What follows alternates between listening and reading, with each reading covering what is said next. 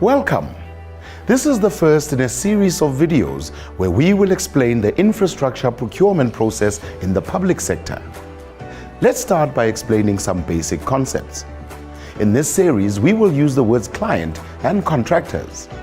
By client, we mean you, the organs of state who are responsible for infrastructure procurement. By contractors, we mean the service providers who will carry out the construction works contract. Infrastructure procurement is regulated through a number of legislations and regulations. These prescripts govern all types of infrastructure procurement in the country, and their objective is to make sure that the procurement process is fair, cost-effective, competitive, equitable, and transparent. The following are the prescripts that govern public sector infrastructure procurement. The Constitution of the Republic of South Africa, Section 217, the CIDB Act, the Public Finance Management Act, Municipal Financial Management Act, the Preferential Procurement Policy Framework Act, Promotion of Equality and the Prevention of Unfair Discrimination Act, Broad-Based Black Economic Empowerment Act, Promotion of Administrative Justice Act, Prevention and Combating of Corrupt Actions Act, and the Competition Act. Let me explain. Section 217 of the Constitution states that all spheres of government must procure goods or services in accordance with a system that is fair, equitable, transparent, competitive, and cost-effective.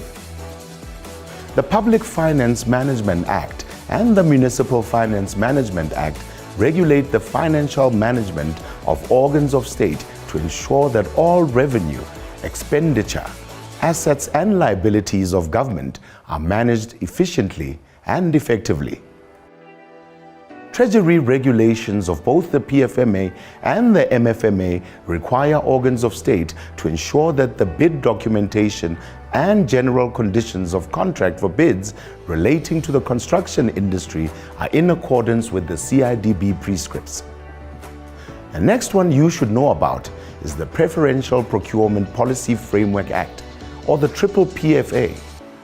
Its purpose is to enhance the participation of historically disadvantaged individuals, HDIs, and small, medium, and micro enterprises, SMMEs, in the public sector procurement system.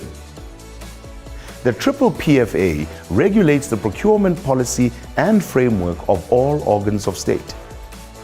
The CIDB Act empowers the CIDB to provide leadership to stakeholders to stimulate sustainable growth, reform and improvement of the construction industry. The Act's Code of Conduct for all parties involved in construction procurement is created in terms of those powers.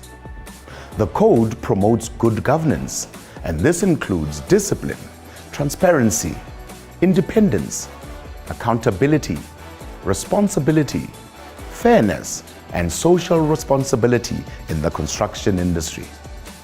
This way, participants and stakeholders promote industry development.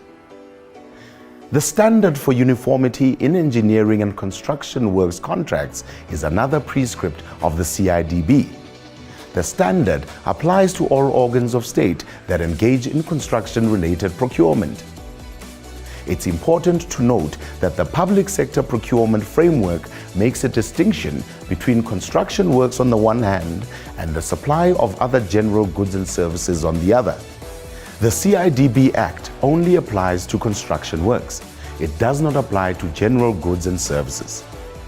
It's a mouthful, but all these regulations are in place to make sure that the public sector gets the infrastructure they need, and you, our suppliers, understand the rules of engagement. There are more videos in the series. Please watch all of them.